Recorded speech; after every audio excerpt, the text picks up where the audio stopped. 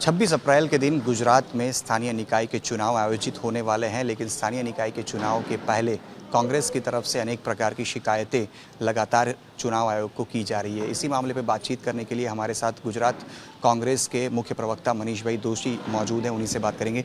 मनीष भाई, आज भी आप लोगों ने चुनाव आयोग से अपील की है, कई मुद्दों को लेकर लगातार आप लोग आक्षेप बीजेपी पर लगा रहे हैं, चुनाव आयोग के पास मदद की गुहार लगा रहे हैं। अब जिस मुद्दे को लेकर आप सामने आ रहे हैं वो कहीं ना कहीं वोट चोरी से लगा हुआ मुद्दा सामने दिख रहा है। क्या कहना चाहते हैं और किस प्रकार से आप इस मुद्दे को साबित करेंगे? भारत का चुनाव पंच ने, इलेक्शन कमीशन ऑफ इंडिया ने 12 राज्यों में जिस तरीके से एसआरआर के नाम पे मतदार यादी का शुद्धिकरण की बात की थी, हम स्वागत करते कि भाई मतदार शुद्धिकरण के लिए आपने बोला है तो आप इस पे अकॉर्डिंगली जो भी आपने कहा था वो इस पे काम कीजिए।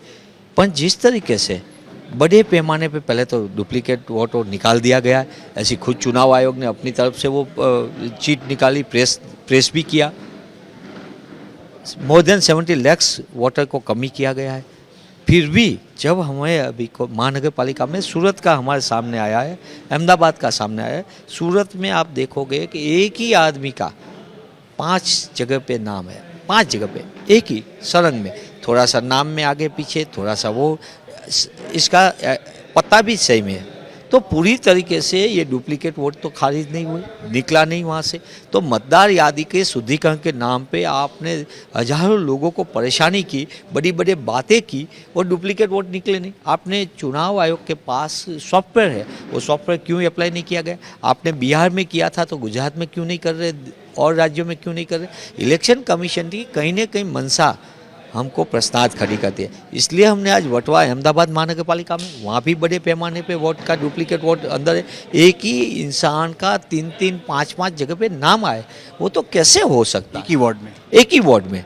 और दूसरा सूरत में ऐसे ही 5 जगह पे एक ही व्यक्ति एक ही सरना पे आगे पीछे करके इसका 5 जगह पे नाम। मतलब बड़े पैमाने पे गोलमाल और गैररीति की जो खेल है बीजेपी का, चुनाव आयोग और बीजेपी मिलके जिस तरीके से खेल खेला जाता है, वो खेल सीधी तरह है।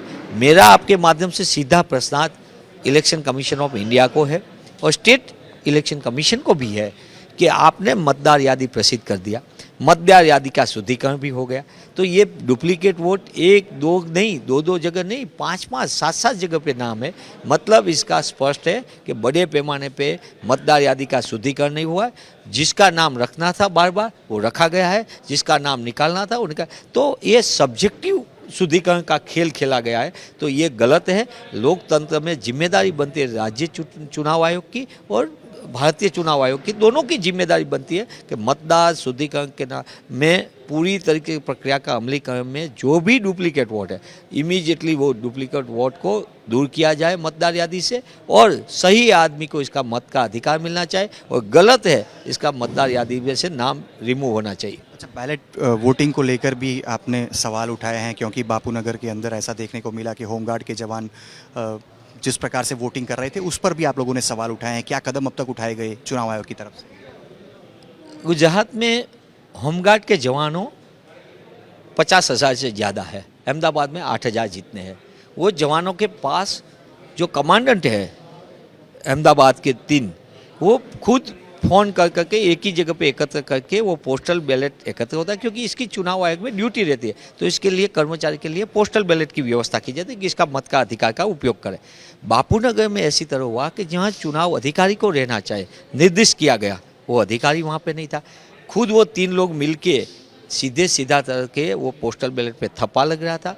ये पूरी प्रक्रिया में गोलमाल गैररीति है। वो छोटा मोटा वोट, 1-2 वोट की बात नहीं कर रहा हूँ मैं, 8,000 जितने होमगार्ड जवानों को, और इसका कमांडेंट कौन है? भाजपा के पदाधिकारी है। अभी भी जैसे कंट्रोल रूम में जो है राहुल भाई करके, वो भाजपा का सरदारनगर वार्ड का 11 नंबर का वार्ड का उप प्रमुख है। ये स्नेहल पटेल भाजपा का महामंत्री रह चुके। ऐसे गुजरात में 15 से ज़्यादा होमगार्ड कमांडेंट के रूप में आरएसएस के लोग, भाजपा के लोग पद पे है। वही लोग चुनाव प्रक्रिया को पूरी तरह से गोलमाल गैररीति में कहीं न कहीं प्रत्यक्ष और परोक्ष रूप से सीधा हस्तक्षेप कर रहे हैं। और यही वजह से बापू नगर में हुआ ऐसा पूरे गुजरात में खेल खेला जा रहा है। पोस्टल बैलेट में स्पष्ट रूप से होमगार्ड जवानों में भारी आक्रोश है, इसको वेतन नहीं मिलता है, होमगार्ड जवानों को पूरा न्याय नहीं मिलता है, इसलिए वो क्लियर है कि वो अपने मन से बता दे। मैं मानता हूँ चुनाव आयोग की फर्ज बनती है, वो राज्य का चुनाव आयोग हो कि केंद्र का, इसकी जिम्मेदारी बनती है कि सीधी रीत से इसकी जिम्मेदारी की अदा करे और गैर रीति और गोलमाल करने वाले पे कड़े से कड़े पगला लिया जाए, सख्त कार्रवाई होनी चाहिए। आज दिन तक हमारी शिकायत के बाद हमारे वहाँ का प्रत्याशी है नागजी भाई देसाई ने पूरी वीडियो के साथ पूरे सबके सामने रखा। पुलिस शिकायत दर्ज नहीं कर रही है, राज्य चुनाव आयोग इस पर कोई कड़ी कार्यवाही नहीं कर रहे। मतलब राज्य चुनाव आयोग भी भाजपा सरकार के दबाव में ये पूरी गैर-रीति गोलमाल में कहीं न कहीं हिस्सेदार बन रहा है। मैं आपके माध्यम से सीधा कहता हूँ, राज्य चुनाव आयोग को ऐसा लगता है कि हमको भाजपा को मदद करना है तो वो सरकारी पद छोड़ के भाजपा का खेस पहन के काम करे, एजेंट के रूप में काम करने का बंद करे। तो जिस प्रकार से चारों तरफ गुजरात में अगर बात करें 9000 से ज़्यादा जो स्थानीय निकाय की जो सीटें हैं उसके लिए चुनाव को लेकर प्रचार प्रसार हो रहा है, लेकिन कांग्रेस की तरफ से सीधा आक्षेप और आरोप लगाया जा रहा है कि बीजेपी की तरफ से सरकारी कर्मियों का इस्तेमाल किया जा रहा है। खास करके एक तो बैलेट वोटिंग को लेकर भी आक्षेप किया जा रहा है कि बापू नगर के अंदर जो होमगार्ड के जवान बैलेट वोटिंग कर रहे थे वहाँ पे एक व्यक्ति कुछ लोगों के साथ मिलकर बैलेट वोटिंग में सिक्के लगा रहे थे, जिनका वीडियो भी उन्होंने चुनाव आयोग को दिया है, लेकिन फिलहाल किसी प्रकार की कार्यवाही नहीं की गई। लेकिन इससे भी बड़ा एक आरोप ये लगाया जा रहा है कि एक ही वार्ड में एक ही शख्स के नाम से एक ही फोटो एक ही एड्रेस के साथ एक ही वार्ड में एक से अधिक उसके वोटर लिस्ट में उसका नाम सामने आ रहा है। अगर एसआईआर के अंदर प्रक्रिया की गई थी तो इस प्रकार से अभी भी क्यों एक ही व्यक्ति के नाम रिपीट हो रहे हैं, इसको लेकर भी सवाल कांग्रेस की तरफ से उठाए जा रहे हैं। हालांकि इसका क्या जवाब चुनाव आयोग देता है ये देखना रहेगा। कैमरा पर्सन शाहिद आलम के साथ अतुल तिवारी, आज तक, अहमदाबाद।